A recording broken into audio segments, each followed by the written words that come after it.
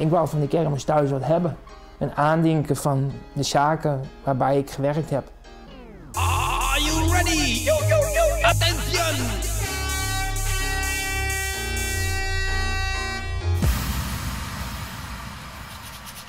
Wat is dat nooit?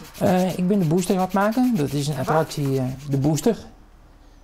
Dat is een hele grote attractie van de kermis. Dat is eigenlijk zo'n arm met boven een gondel en onder het gondel. En die draait heel hard in de rond en die gaat gewoon echt over de kop. Hoeveel dagen bist er wel net wandelen met dit? Als ik vrije tijd heb en ik hoef niet voor revalidatie naar Haren, dan ben ik er zo 2 dagen in de week mee bezig. Hoe bist er bij de merken gekomen? Dat is wel een beetje een hele gevoelige kwestie.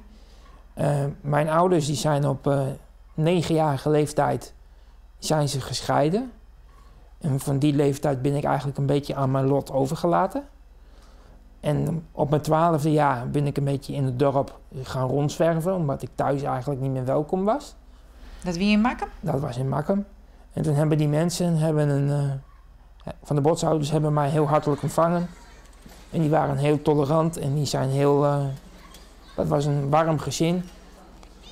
En toen zei meneer de Voer, toen ik 20 jaar was, van Arno, je kan wel met ons mee. Wil je met ons mee? Nou, en dat wou ik als geen ander. En ik heb het me daar heel erg naar plezier gehad. 2 jaar geleden, 29 juni, toen kreeg ik telefoon. Arno, we gaan voor de laatste keer naar Makkum. Wil je mee? Nou, en ik zei natuurlijk volmondig, ja, ik ga mee. En met afbreken, het laatste dingetje, dat was om 1 uur of 1, ik ben om 7 uur begonnen met afbreken. Om 1 uur gooi ik de shortbanden om de vloerenwagen heen, klim naar boven, krijg daar een burn-out bovenaan de wagen en ik val naar beneden. Ik raakte uit de tijd en ik viel naar beneden. En hoe heeg wie dat? 4,5 meter.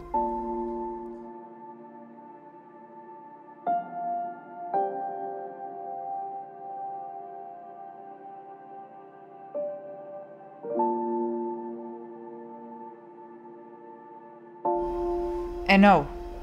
Ik ben al vanaf mijn buik, van de helft van mijn buik tot aan mijn benen, ben ik helemaal verlamd. Dat heet op een netjes woord dwarslesie. Kost nog wel eens op een merken? Ik kom redelijk vaak op de kermis, ja. En dan niet alleen op de dorpskermissen, maar net zoals Tilburg en net zoals Sneek, daar mag ik gewoon graag komen. En is dat nou correct voor jou als dat het vroeger weer? Nee. Vroeger kon ik van alle werkzaamheden dat doen en nu zit ik gewoon oogluikend toe te kijken. Maar toch is er nog in. Ja, dat wil ik toch niet missen. Wat vind je daar nog? Nou ja, een soort rust. En dat zijn toch de mensen bij wie jij je altijd thuis gevoeld hebt. Ik heb soms wel eens van die momenten dat het moeilijk is, maar dan heb ik in mijn hoofd een knopje en dan draai ik de knop om. En dan gaan we gewoon weer door. Hoe moeilijk het ook is, hoe zwaar het ook is, het publiek mag er niks van merken. En dat houdt je altijd voor? En dat hou ik me altijd voor. Nou ik. Ja.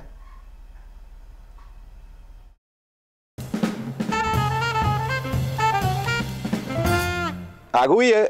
Goeiedag. Jo, ben je een lekker blokje te wandelen? Omroep Friesland, ja, ik ben even een slagje aan het omrennen. Ja, ik moest even een boodschap voor de vrouw doen. Ik zei nou ook voor even een slagje omrennen. Dat zit ook een paar metjes. Ik had wel een tijd. En hoe vier hij al rond ontnoten? Nou, nu ga ik een kilometer zo'n achteraan. Ik ben alweer van huis gegaan. En zei even nu 3 en wat water zat. En nu zou staan om ik mij in de broeksterwaarde en dan ging ik weer naar huis. Hele bedoeling. Ja, want wij helemaal jou niet zien en ik kon jouw outfit al wat zien. Ik denk, dit ging niet van fanatiek wandelen. Nou, ik ben alweer op trainen voor de Kennedy-tocht. Maar die komt in augustus ook weer.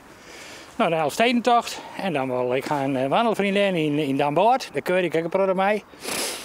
En dan, dan keur je wel eens een 40 kilometer en de slachten en al. Dat keur je wel hier, een product. Ik keur je gemiddeld bij een 10 kilometer hier, maar je begint. Maar daar heb je dus een wandelvriendin bij? Daar heb ik een wandelvriendin bij. Ja, en die komt hier aan boord. En die is ik een pleegje, die heb ik getroffen. Trots wandelen, trots de Elfstedentocht. Wie kijk de eerste keer en toen zei je mij, we zijn een keer met de Gerda. We hadden Gerda dezelfde stap. Ik ben wel een beetje ouder, want zij is even jonger dan mij, ouder dan mij. Maar ik pas me wel om. Ik ben wel een man, ik kan me wel aanpassen. Daar heb je moeite mee. Snap je wel? Het is voor mij wel een naai woord. Wandelvriendin. Ja, een wandelvriendin. Want je belt ook wel eens en dan zei mijn vrouw van de wandelvriendin is ook weer aan de telefoon. En dat weet ik wel, ja. Nou, het is een schitterende duim. Ik zei, ik zit wel even te keuren, want zoals Juster en Snijden wie is het triest. Ik zei, het is nog mooi waar. Dat doe ik ook aan in mijn huis, een bakje koffie. Ik ben net meer aan het werk, dus ik doe het dan. Ik werk niet meer. Nou ja, en je bent een zoon, dus dan maak je het zo aan, hè? Geniet ervan. Ja, dank je wel.